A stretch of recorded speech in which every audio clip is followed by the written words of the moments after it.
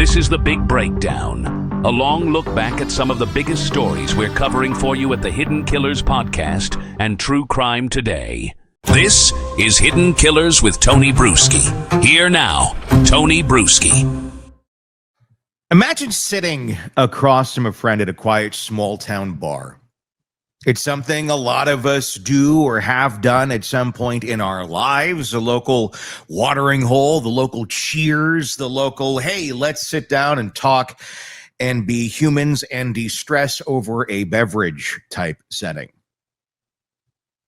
Venting about work, venting about life, people, experiences. It's nothing unusual. Professors complain about grading students, the oddball teaching assistants who show up late or talk too much. That's, if you're a professor, that's your job. You're going to talk about that with colleagues. You nod, you sip your beer, you laugh. Another day, right? Months later, that same friend walks in with a newspaper in his hand and his face drained of color. That TA he was talking about, the teaching assistant, so TA stands for. It's the one he'd been calling a douche all semester. Well, he was just arrested for murdering 4 students in Idaho. That's when the ordinary gripe became something darker and a story you wish you hadn't brushed off, but what are you to do? It's a friend blowing off steam. There's nothing you could have done to stop this tragedy, nor could have your friend. And so John Snyder, a longtime public defender turned professor at Washington State University, realized that Bryan Kohberger, the graduate student assigned to help him teach criminal justice, wasn't just annoying. He was something far worse. And Snyder was not alone. We're going to talk about his experiences here today and what he was telling friends about Kohberger prior to everything happening. This is in no way a piece that's, well, if he would have said something more, no. This is just pure observation of what people were noting about Bryan Kohberger before the crimes were committed.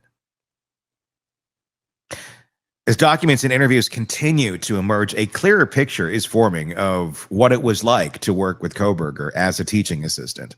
The picture isn't one of brilliance either. It's one of arrogance, control, and the kind of creeping behavior that leaves people unsettled long before anyone calls it dangerous. Snyder's story tells us a lot about Kohberger, and it starts in the summer of 2022, when he was randomly assigned Kohberger as his assistant. The system used to allow professors to pick from a list, but that semester, assignments were randomized. Snyder remembers the first meeting clearly. Kohberger was odd, but academia is full of odd people. He didn't see anything alarming at first. Just a graduate student who seemed stiff, overly formal. Didn't take long, though, before the cracks started to show. The problem wasn't just that Kohberger missed classes. It was that he found other ways to insert himself, ways that felt less like help and more like harassment. Snyder recalls how at the end of the day, when he was trying to leave, Kohberger would appear in the hallway and launch into trivial chatter. He'd follow Snyder down the corridor, nipping at him with pointless stories, refusing to let the conversation end.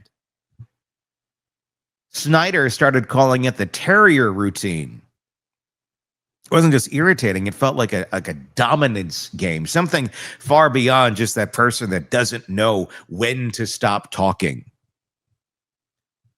As long as Kohberger kept him talking, he was in control. It wasn't only Snyder who noticed. His wife once waited outside in the car only to watch Kohberger tailing her husband down the hall. Her gut reaction was immediate. She recoiled to the other side of her seat, unnerved in a way that she couldn't explain. Snyder had never seen her react that way to anyone. Then there were the petty arguments. Kohberger once tried to rope Snyder into analyzing how he could beat a parking ticket, even taking him to the lot to examine the scene. Can you imagine going out to the parking lot and there's Bryan Kohberger with you? Okay. Well, if you were just slightly over the line about this way, then you would have been fine. But you didn't do that. You didn't follow the rules. Like, nope. I can only imagine how rigid that conversation would be, how bizarre that conversation would be.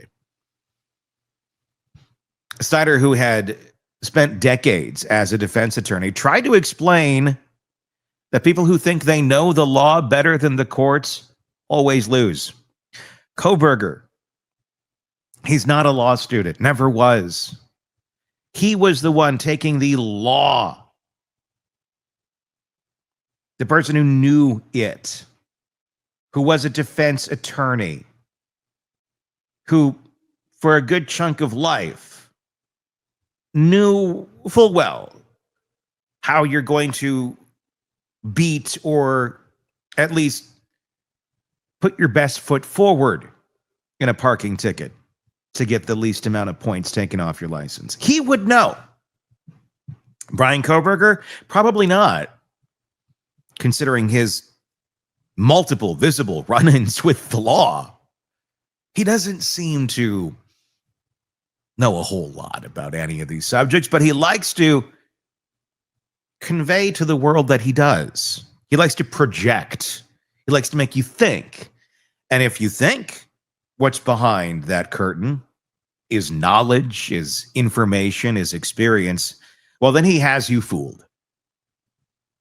Just like he liked to make people think he was this serial killer. He was this bad guy. He was this guy who knew the ins and outs, and he was, gosh, he knew his stuff better than Bundy, better than BTK, better than you name the multiple killers that he piecemealed together to come up with an identity.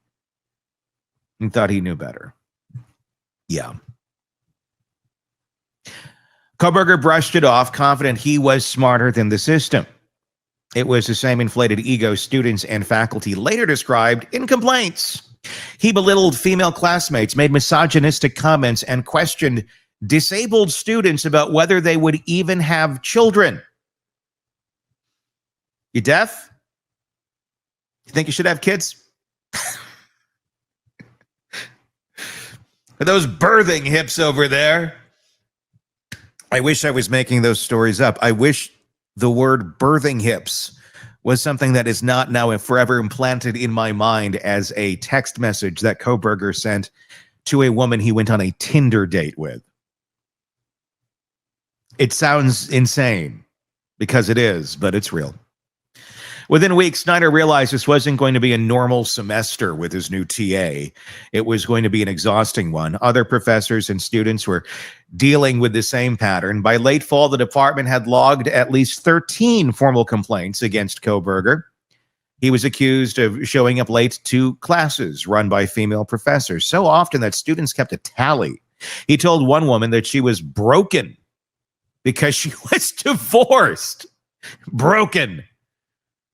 Spoken by a late 20-some-year-old Bryan Kohberger, because he knows what broken's all about. Well, in some ways he does. But it sure as hell ain't a divorced woman. He also argued about, and this is a term he came up with, or maybe it's somewhere else. I don't know. I have never seen it or heard of it before. You tell me your thoughts in the comment section there on YouTube. If you're not already there, search Hidden Killers with Tony Brueski. He argued about sexual burglary in ways that unsettled peers. What does that mean? Does it mean someone who goes in, essays someone while they're burglarizing the house? Female graduate students said he blocked doors in their offices, forcing others to intervene so they could leave. One undergraduate reported that he cornered her so persistently, she had to be escorted home by her boss. Faculty began whispering that if he ever became a professor, he'd end up harassing, stalking, or even essaying the students. Mark my words, is a quotation from an email from a professor warning of this. One even pushed to have his funding cut so he'd be removed from the program entirely. It wasn't just rudeness, it was a pattern of control, intimidation, and pettiness that everyone could see, but nobody could stop. People described him as a man who enjoyed conflict, who seemed to thrive on making others uncomfortable. Students noticed too. Early in the semester, one joked in an email to a friend, "My TA looks like a murderer." It was kind of meant as a throwaway line, the kind of gallows humor college students toss around about creepy authority figures. But in hindsight, it kind of lands a little differently. The odd behavior escalated after November 13th of 2022, the night the 4 University of Idaho students were killed in their home just 20 minutes away from WSU's campus. Kohberger came back to class with cuts on his hands. Students noticed bruised knuckles, redness, even a bandaged finger. His demeanor also shifted, disheveled, withdrawn, suddenly avoiding conversations about the case everyone else was discussing. How this did not turn up to be a giant red flag in that class and more people in there didn't start going, maybe it's him, I don't know. I think the first thing, again, I'm not criticizing these students at all. They're young, they're inexperienced at life, detecting creepy, weird, odd behavior, or understanding what to do with it, or even if you do know what to do with it, where does it go from there? But I am honestly a little bit surprised that nobody was going to the administration going, there's those 4 dead students about 20 miles away, and nobody knows who this guy is. My weird, kind of uncomfortable TA showed up with cuts on his hand and bruising and doesn't seem to be himself more than he already doesn't seem to be human. I don't know, kind of odd. Oh yeah, he drives the car you're all looking for too. The timeline, I don't know. I think it would have timed out where his car would have been in there at some point. I am just surprised. Are you surprised by that? Are you surprised that nobody raised a red flag there going, in the odd chance, maybe it's him? I don't know. I am a little, I don't know. Kind of in the same way, and this is an observational thing, and I'm curious on your thoughts. I mean, in the same way the surviving roommates didn't call 911 immediately. Again, it's not a criticism, it's an observation of, I guess, the path, the mindset that a young person had or has in this situation as to getting troubling, bizarre, disturbing, odd information. You're pulling this into your brain by living the experience. And then not saying anything other than to friends. Obviously, they called 911 eventually, but I'm not criticizing them for doing that. I fully believe it has everything to do with fear, shock, conditioning, and just really different mindset growing up than folks even just a few years older may have. It's a way that we're tethered to these things. These things bring us comfort and security more than, I guess, calling the police. And that makes sense. I can understand the psychology of that.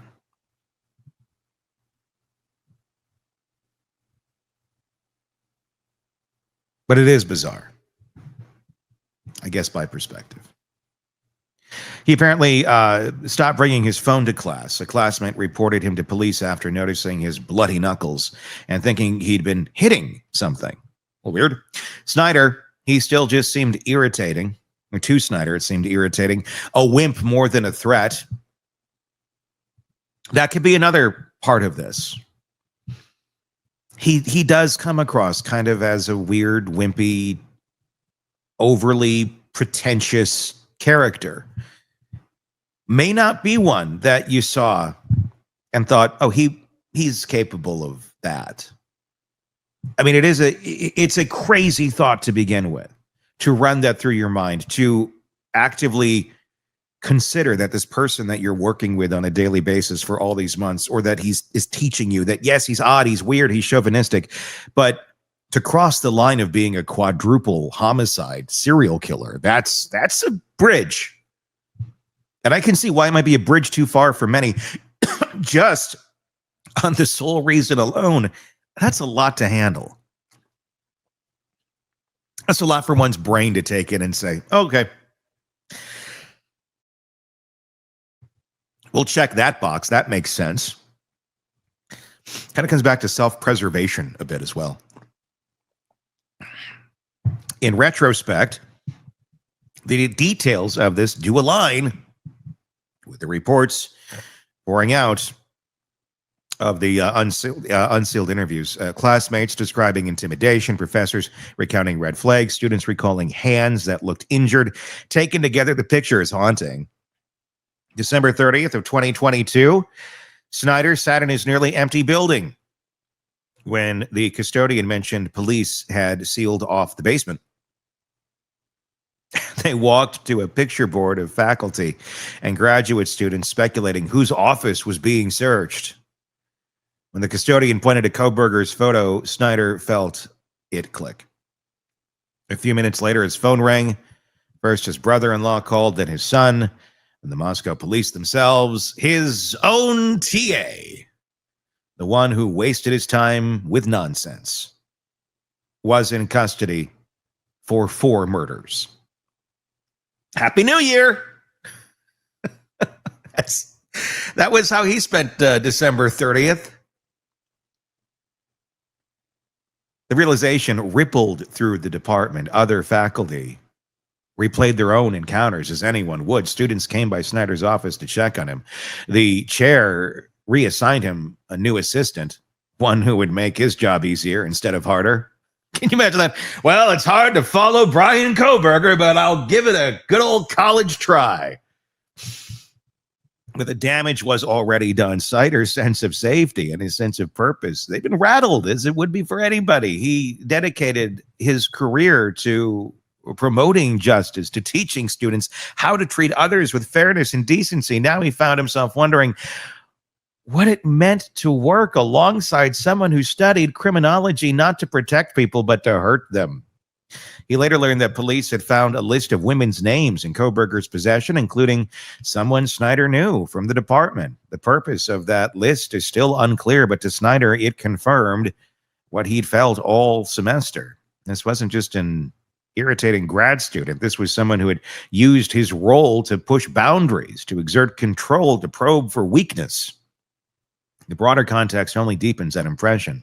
Beyond Snyder's story, the unsealed records show a department on edge. Complaints stacked up, faculty worried about the future. Students traded notes about his creepy comments. Some feared he could become a predator. All the while, he was hiding in plain sight as a teaching assistant, using the role to test how far he could push without consequence. When Snyder reflects on it now, he says what bothers him most isn't that he missed the signs of evil. It's that Kohberger chose to use the study of criminology, the same field Snyder taught, with a sense of justice, to become a better criminal. Just like Snyder had spent decades helping people caught in bad circumstances, trying to guide them towards decency and fairness, Kohberger, he says, dove headfirst into the abyss. That betrayal isn't just personal, it is institutional. Academia brushed off the complaints as personality conflicts. Students joked about him as looking like a murderer. Professors rolled their eyes at his petty arguments. But none of them had the authority to act decisively. And by the time the truth came out, 4 students were dead. For Snyder, the reality still stings. I thought he was just a wimp, he said. Turns out he was a monster. The story of Bryan Kohberger as a TA isn't just about one professor's miserable semester. It's about how arrogance, intimidation, and entitlement can look like minor irritations until they're reframed by violence. It's about how people normalize creepy behavior until it's too late. And it's about the uncomfortable truth that sometimes the person wasting your time following you down the hall or making your students uneasy isn't just an annoyance. Sometimes it's the red flag nobody wants to take seriously. But what do you do? If I was in his position, I don't know what I would do. I would be filing complaints. I'd be doing everything you can do, but you can't lock him out of the classroom. You can't say, get out of here. This is this professor's job. He was assigned this guy. You can't just kick him out. Because what would happen if you take measures like that to the extremes and in your own hands? Well, you could lose your job too. And most people that are strange and odd, well, they don't turn out to be Bryan Kohbergers. They may turn out to be many other things, but not usually a Bryan Kohberger in terms of level of violence. But what about those lesser ones? I mean, the goalposts are pretty high on a quadruple homicide. But there's a lot of people who aren't going that far. But they're going beyond the lines. They're going beyond the goalposts. They're making it to the concession stand with their extreme behavior. They're going way, way past the goal line.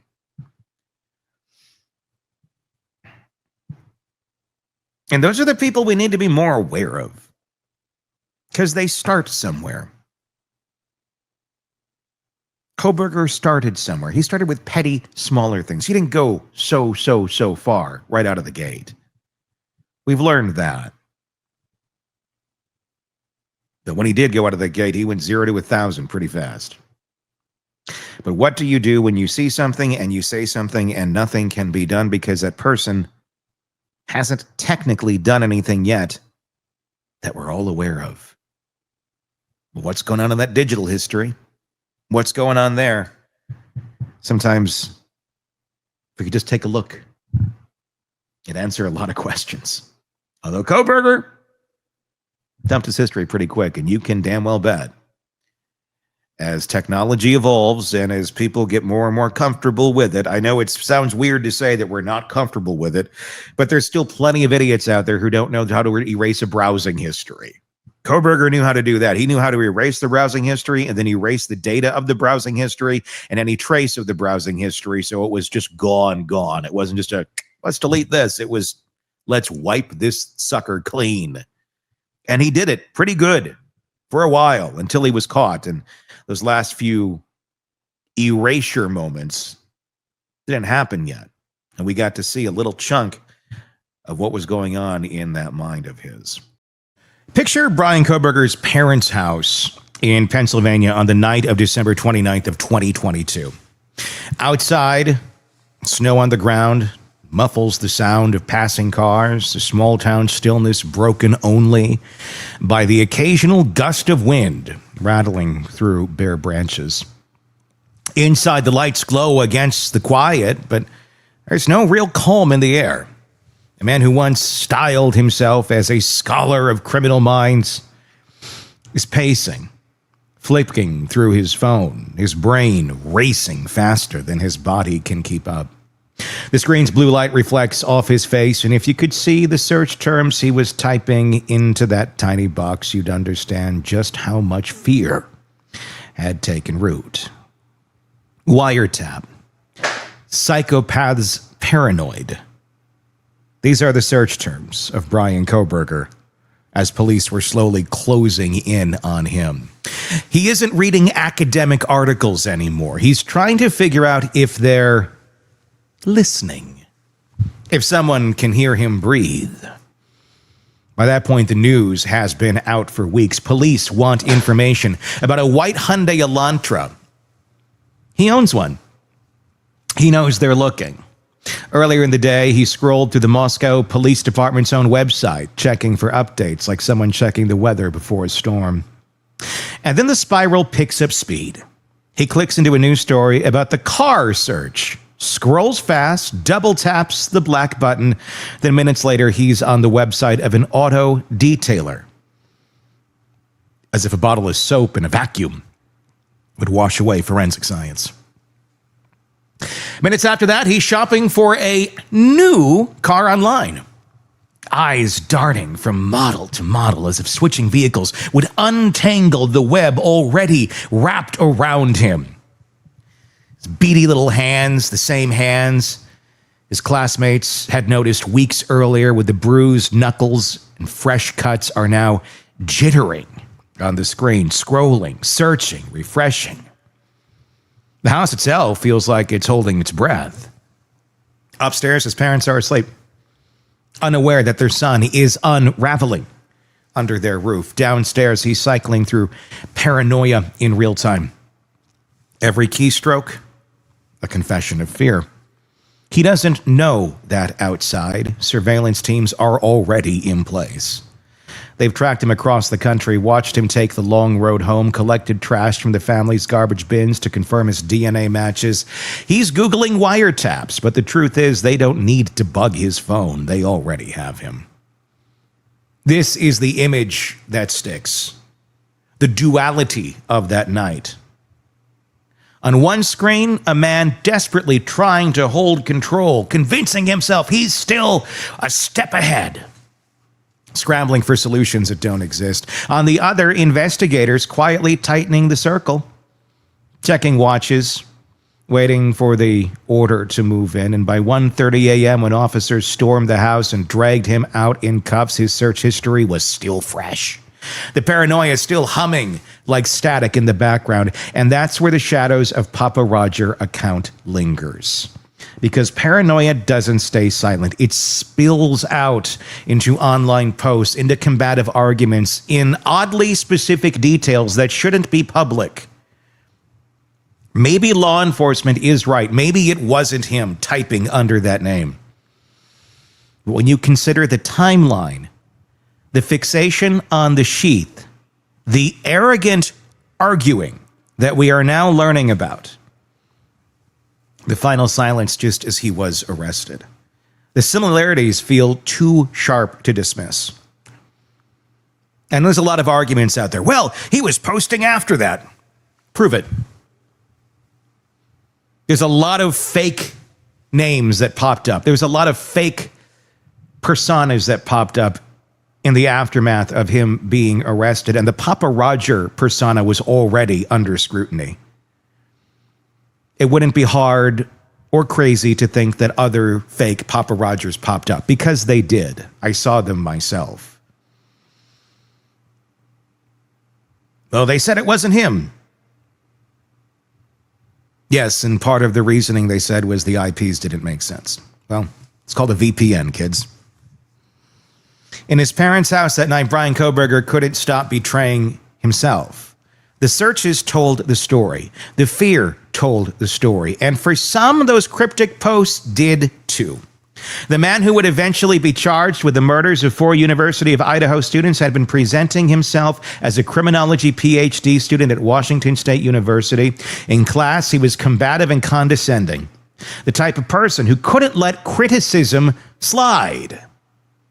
13 complaints had just been filed against him in just a few months. Students and professors reporting sexist, belittling remarks, intimidation, even being cornered in offices. He'd been written up for telling a deaf classmate she shouldn't procreate, for dismissing a divorced woman as broken, and for showing up late to female professors' classes with such consistency that students started keeping a tally. Faculty said he was petty, argumentative, and obsessed with proving he was the smartest voice in the room. Kind of like Papa Roger did before he got kicked out of other groups, before he had to create his own that was safe for him to comment under, if he did that. That pattern of behavior in inability to resist conflict and a craving for validation lines up uncomfortably well with what people saw from the Papa Roger account. Always arguing, always pushing, needing to be the center of attention in a storm of speculation. That and, the profile picture looks exactly like Bryan Kohberger before anybody knew who Bryan Kohberger was. So there's that. Authorities now insist it wasn't him. I insist you didn't dig deep enough. They say that they did a deep dive Checked against digital trails, IP addresses, and found no connection. Well, tell me how you did that. Moscow PD. I'm not questioning your investigation. I'm just questioning where your conclusions stopped. That's the official story. But if you believe that answer ties everything up neatly, you're missing how paranoia leaks out in ways people don't always expect. Kohberger may have been clever, but he wasn't untouchable. This is a man who understood technology well enough to swap his phone on and off during surveillance, to go dark at key moments when police later tracked his movements.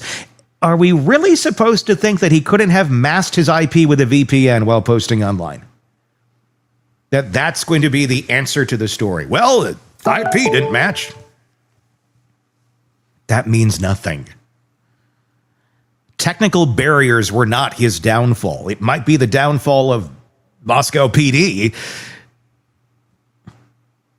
And you may want to dig a little deeper or get a little more in depth with your investigative skills. Hopefully you don't have to use them like this again, but hey, they're good to have.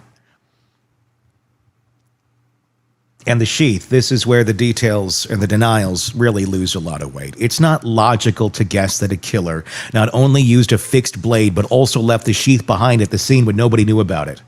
That's not the kind of thing you just toss out casually in a chat thread. Guessing the weapon was one thing. Guessing the blunder that tied him to the crime forever is another. That detail mattered because it wasn't just speculation. It became the central piece of the evidence. His DNA was on it. It's the reason his name even rose to the top of the suspect list. So when an anonymous account drops it weeks before the affidavit goes public, an account that profile looks just like the killer, it doesn't read like foresight. It reads like leakage. Meanwhile, Kohberger himself was unraveling in real time. Investigators now say that on the night of December 29th, just hours before he was arrested, he went on a string of frantic internet searches, looking up wiretap, typed in psychopaths paranoid. Psychopaths paranoid. He's defining himself as a psychopath, so desperately trying to fit in with some club. What do psychopaths do when they're paranoid? Let me see what the other psychopaths do when they're paranoid so I can do it too. This is literally how his brain is working. He clicked through to the Moscow Police Department's own website. He read news about police seeking information on the white Hyundai Elantra, the same model he owned, the same car, caught on surveillance multiple times around the crime scene. Same one that got stopped twice on the way to mom and dad's. He didn't stop there. Minutes later, he was looking into an auto detailing service. 10 minutes after that, he was browsing for new cars online, eyes darting from model to model as if switching vehicles would untangle the web already wrapped around him. It's a window into a man in full spiral. He knew the car was a weak point for him, the thread that could unravel everything. He obsessed over it, and his phone recorded the paranoia blow by blow. And what's a red herring, as according to Papa Roger, that isn't anything to pay attention to? A Hyundai Elantra. If you put yourself in that house in Pennsylvania on the night of December 29th, you can almost feel the air thick with dread. He's back in his childhood home, surrounded by the walls that watched him grow up.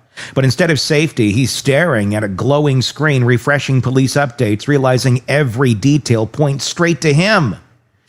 He thinks maybe he can wash it away with car soap.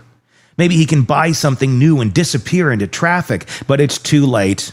The sheath with his DNA was already in evidence. Surveillance teams were already outside. And when police kicked down the door in the early hours of December 30th, they weren't guessing, they knew. This is where the Papa Roger account loops back into the story, because even if we accept the official claim that it was not Kohberger, the behavior still mirrors his own unraveling. The account stopped posting the very night he was arrested. Some will argue that. Well, then prove it wrong. I'm very open to seeing it being proven wrong from the same places, because there was a lot of fake ones that did pop up. And it ain't hard for people to go, well, see, he's right there. Yeah, I can do a picture too, and I can create another profile just like that. Is it the same account? We don't have that information. All traits Kohberger's classmates and professors had flagged repeatedly were on full display. He was described as enjoying conflict, unable to back down from a debate, just desperate to prove his intellectual superiority. The Facebook posts and the WSU complaints read like two sides of the same personality, combative in person, combative online. Authorities may prefer a tidy narrative that the suspect was isolated, caught by forensics and old-fashioned detective work. And yes, the DNA on the sheath was the smoking gun. But when you look at the totality of his behavior, the late-night Google spirals, the paranoia about wiretaps, the frantic attempts to wash away evidence, and the way an anonymous online voice seemed to know too much, you get a portrait of a man who couldn't stop himself from leaking fear into the world. The Gonzalez, Mogan, Chapin, and Kernodle families don't need speculation about online aliases. They have the reality of loss that will never be filled. And for those trying to understand who Bryan Kohberger was in those weeks between November 13th and December 30th, the paranoia is the through line. In Pullman, his classmates noticed the shift. Bloodied knuckles, bulky jackets, comments that the killer must have been pretty good. It's a weird thing for someone to say, Papa Roger. Online, someone calling themselves Papa Roger argued about fixed blades and red herrings. And on his phone, the search history betrays him in his own words. Wiretap, paranoid, car detailers, new cars. This is a man spiraling under the weight of his own crime. In July of 25, he stood in Boise in that courtroom and admitted guilt. No motive was revealed, no explanations offered. He declined to speak at the sentencing. Even his families wept a few feet away. 4 consecutive life sentences plus 10 years. Guaranteed he'll die behind bars. Probably sooner than later. No parole, no second act, no audience left to impress. But the questions of Papa Roger linger. Not because it changes the outcome, but because it fits a pattern too neatly to ignore. Paranoia rarely hides quietly. It scratches at the edges. It spills into internet searches, awkward classroom comments, cryptic posts in online groups. Maybe authorities are right. Maybe it really wasn't him behind those posts. But if it wasn't, then what we're left with is still a story of a man who couldn't stop telegraphing his unraveling. Through his hands, through his arguments, through his compulsive need to be noticed. The takeaway isn't just about one account or one denial. It's about the way killers reveal themselves even when they think they're hidden. Kohberger believed he was smarter than the cops, smarter than his peers, smarter than the world. But arrogance has cracks, and through those cracks, paranoia dripped out. In words, in searches, in scars on his skin. That paranoia didn't save him, it exposed him, and in the end, it told the story almost as loudly as the evidence did. And you have to ask yourself this question too. If Papa Roger was not Kohberger, then who was it? And who knew that kind of information? It was not the general public. Maybe the police? You'd think they would have come out and said that by now, though. It was us who were trying to lure him in. Just because your IP address doesn't point to a name that says Bryan Kohberger in big flashy lights doesn't mean it was not him. And maybe we will just never know. Because that's the point of VPNs. That's the point of secrecy. It's kind of a door that leads to a cliff. And you walk off that cliff, you don't know where you're going to land. And he knew that. And he was hiding in his anonymity, the same way he was hiding his searches, the same way he was hiding his digital trail. He was hiding then, too. Until everything imploded on that late December night. This is Hidden Killers with Tony Brueski. Here now, Tony Brueski. As if Kohberger's first 2 complaints weren't revealing enough, the harassment note and the mush on the tray saga, we then get his 3rd letter, and this one takes the cake, or rather, doesn't take the cake, because Bryan Kohberger's problem was that items on his tray were missing, and he wanted replacements per policy. He literally cited nutrition standards, like he was arguing a thesis. He positioned himself not as an inmate, but as an aggrieved customer demanding better service. If it weren't attached to the brutal reality of who he is, it would almost be a parody. The prison's response was blunt, almost dismissive. Disruptions like flooding happen, but J2 is generally calm and B block wouldn't be any better. That to his other complaint about being picked on, people calling names, water being flooded into his cell. And there was no response to the snacks. It was just the submission. So basically, sit down, shut up, and get used to it. But what fascinates me about this is what it says about his long game, or rather, his total lack of game. Kohberger thought he'd be infamous, yet, but infamous in a way that still held some twisted prestige. He imagined professors studying him, maybe even profiling him, as being next to Bundy or BTK. What he's realizing now is that he doesn't have the charisma, the intelligence, or the social savvy of those killers. Horrible as they were, used to avoid detection, he's just as a husk facade, as Robin described, a movie set with nothing behind the walls. And that's what makes this so important. Because the letters don't just show a man whining about food. They show someone who still hasn't accepted reality, who still believes he can manipulate the system with words and formality. They reveal a mind of a psychopath who underestimated everyone and now finds himself out of moves. Robin Drake with us, former FBI special agent, chief of the Counterintelligence Behavioral Analysis Program. When you look at these three letters together, the harassment complaint, the food grievance, the transfer request, what do they tell you about where Kohberger is heading mentally? You know, is this someone spiraling deeper into frustration, or someone who still believes he can talk his way into a better outcome? Let's get into it. And here's another complaint letter. This is the third one that we've seen now of Bryan Kohberger. Let's take a look at it. This one, and this is a harder one to read. Yeah, but I like the response. Yeah.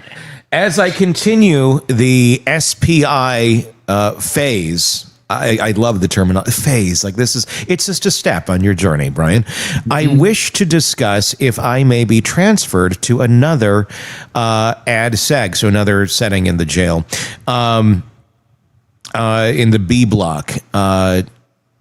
I'm going to try and read it this way because it's hard to see over there. Not engaging any of the recent flooding striking. So he's talking about people are flooding his cell by letting their water drip down, which is lovely. And being subject to minute by minute verbal threats and harassment in his unit. It's hard to read his writing.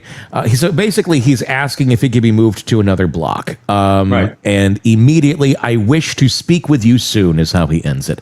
The response is legible. Mr. Kohberger, on any tier at MSI, there are sometimes disputes or disruptions to operations, such as residents flooding the J2 in it's relatively rare occurrence, and J2 is genuinely a fairly calm, quieter tier. I do not think B block would be any better for you. Give it some time.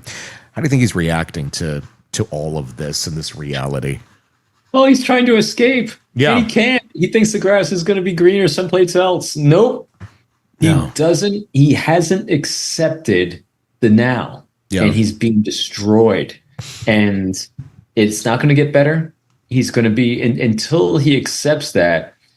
He's going to keep in the struggle, and it'll be really interesting because he's as we've seen, he's very OCD. He's very intense on his way of liking to do things, and people keep disrupting it every single day. I've never in my entire life have I smiled at someone's misfortune or someone's discomfort. And I think we all are collectively together enjoying every minute of this of this horrendous shell of a human being tortured. Yeah.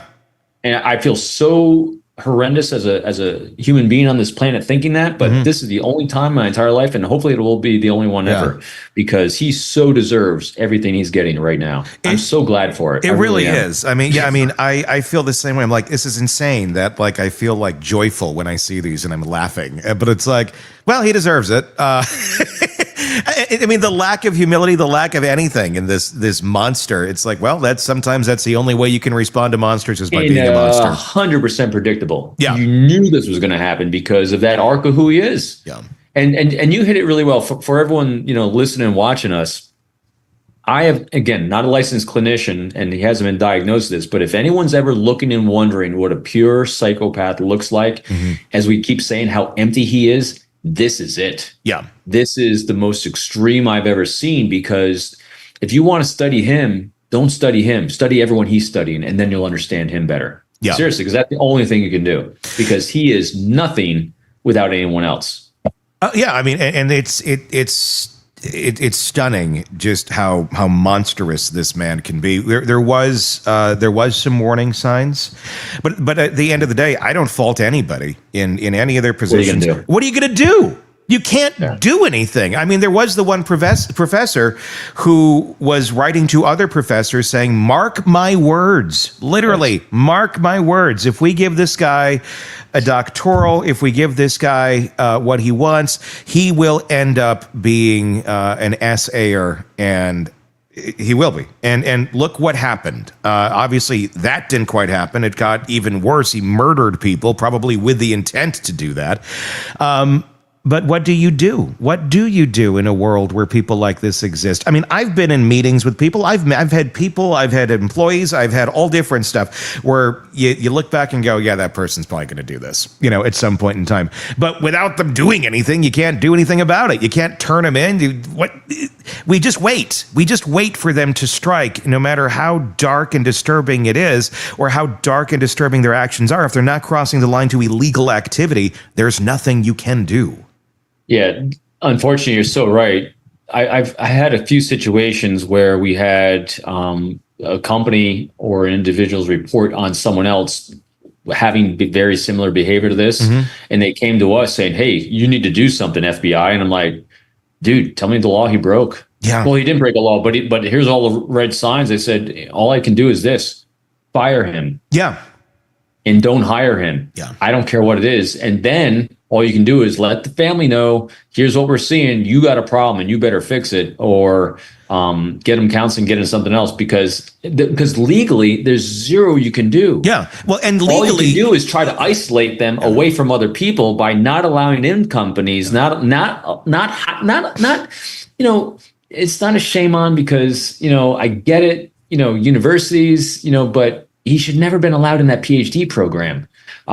Because one reason why all these higher things we do in life require recommendations and interviews is for this purpose. And it's so hard. The hardest thing I used to have to do in the FBI was, on a piece of paper, I had to articulate human behavior in order to get approval to do things.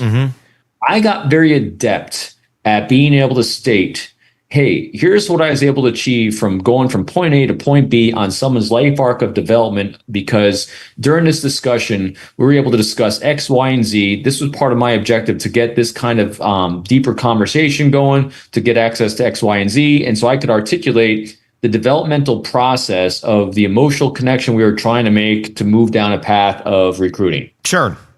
That took a long time to try to figure out, how am I going to objectively, cognitively talk about human behavior, either good or bad, to get a dial moved with someone on a check. It's got a piece of paper. It's very challenging. So I don't fault anyone for it, but I had to do it for a long period of time, and then try to train other people to objectively observe human behavior, so you could actually see red flags and make decisions that can sound very subjective, because it's an opinion. It's that art form of taking subjective opinion and making it objectivable actions when you're dealing with human behavior. Very challenging. So that's why I don't fault them, but this is why you have to put these things in place. I don't think a lot of people like this. I don't think a lot of people see it. honestly. I mean, there's certain people that are aware. I mean, I know you and me would see. There's a lot of people that would and go, there's something wrong. There's something off here. Maybe I can't put my finger on it, but not the type of person I want. But I don't know that a lot of people are able to identify it. But even beyond that, even if you do identify it, don't hire the person to begin with. If they're already there, it is easy to say, well, let's get rid of them. But there's so many protections out there for folks that are off that, I mean, if you fire them for being off but never committing a crime, you're liable. Then you're firing someone because of their personality. But if it's not affecting the job, and that's the weird road that we go down in these sort of things with people like this. And that's why it's really important at the onset of things. So we had a category, I don't remember what it is now. When I was in the Marine Corps, you had a category of your evaluation called professionalism. Mm-hmm. And part of professionalism was your weight, your uniform, your haircut, your scores on the physical fitness test. I mean, there's a lot of so professionalism can be a subjective word, but when actually made it actionable and objective by these measures, it could be scored. It could be measured. And so anytime that I had to counsel someone on something, like one of my Marines, this goes way back when for me, I actually had to articulate, all right, here's the standard at Go. The standard is you must maintain professional relationship with your recruits, with other drill instructors, with officers, and all these things. And so what would happen is if I saw a behavior that could be subjectively deemed inappropriate, say I heard someone making a comment, an inappropriate comment towards another drill instructor, male or female, my job was then to, hey, Staff Sergeant, come over here.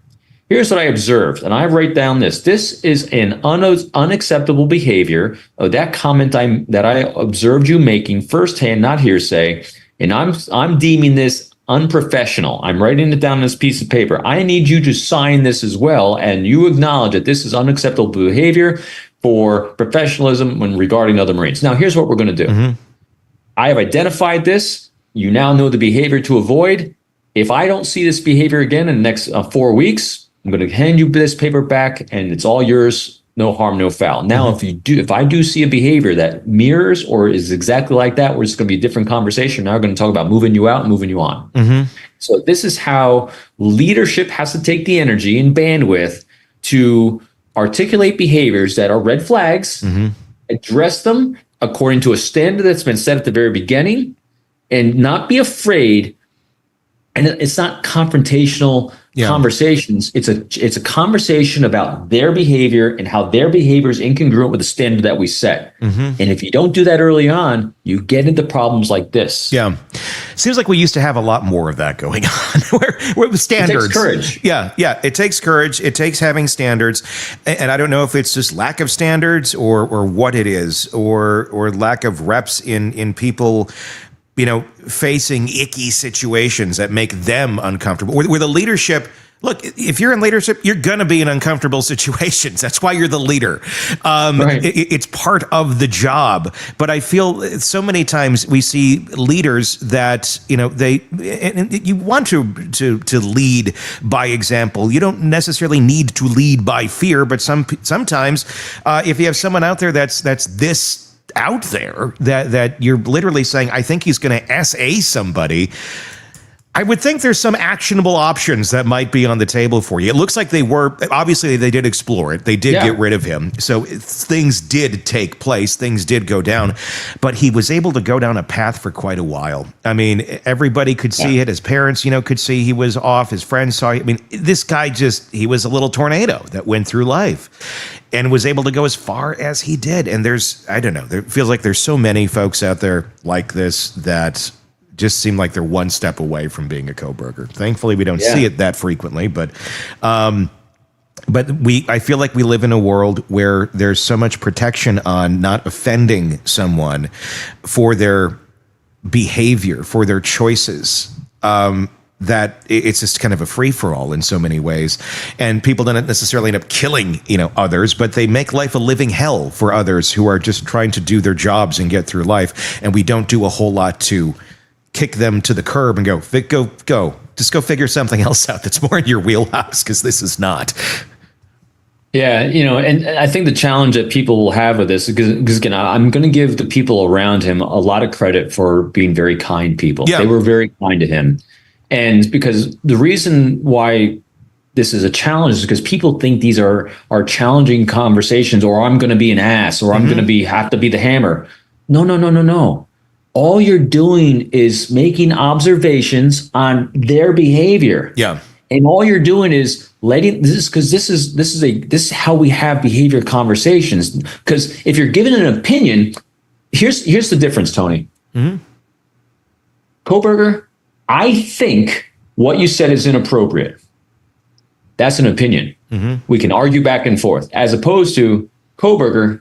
Here's the behavior you just said. Here's what you just did. Here's how that is incongruent with what the standard is. Here's what the effect this statement had on the people around you, and that is not professional in the workplace. And so here's your choice. Here's your choices. You can stop that behavior now, and it'll be written off, and we'll keep a file over here. Or if you continue that behavior, here's the consequence of this. It's completely up to you.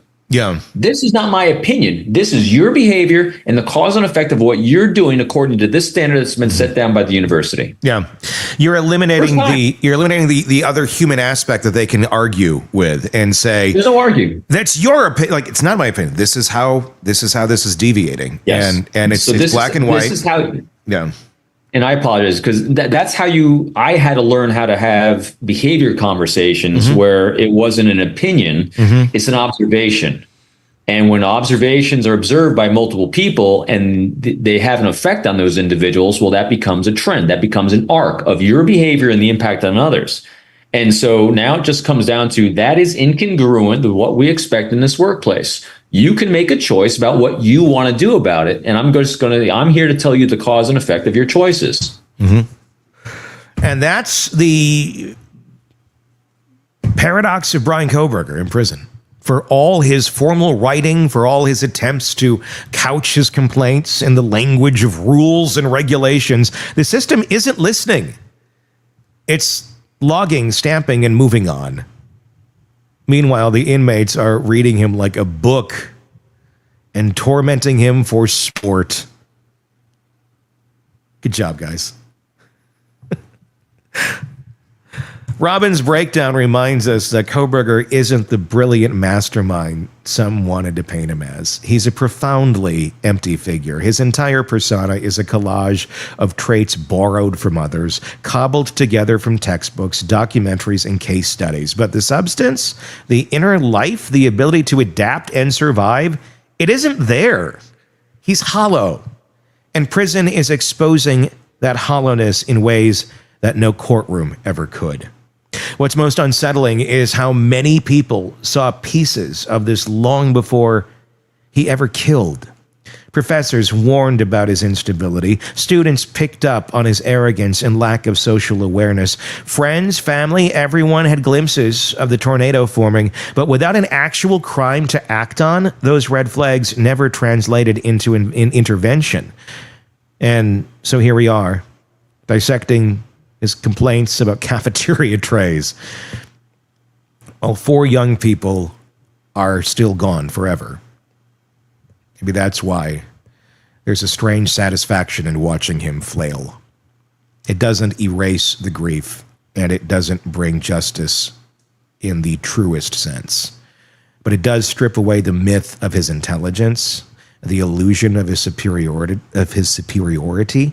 and it reminds us that in the end, Bryan Kohberger is not a case study in brilliance. He's a case study in failure. Failure to adapt, failure to manipulate, failure to become anything more than what he is, a mass murderer with no power, no credibility, and no way out. And that's the final note here. Kohberger thought prison would be his laboratory, his stage, his twisted continuation of the academic life he lost. Instead, it's his undoing. The letters will keep coming and we'll keep reading them. The complaints will pile up and the torment from inmates will only grow louder. But nothing will change. He is, and always will be, just another prisoner, stripped of the very control he once killed to prove he had. Let me know your thoughts in the comment section on YouTube. If you're not already there, search Hidden Killers with Tony Brueski. You can also search us wherever you get podcasts and find us there as well. Press subscribe, please, so you don't miss any of our coverage in this and the many cases we follow for you here at the Hidden Killers podcast from True Crime Today. I'm Tony Brueski. We'll talk again real soon. Want more on this case and others? Then press subscribe now and don't miss a moment of true crime coverage from Tony Brueski and the Hidden Killers podcast.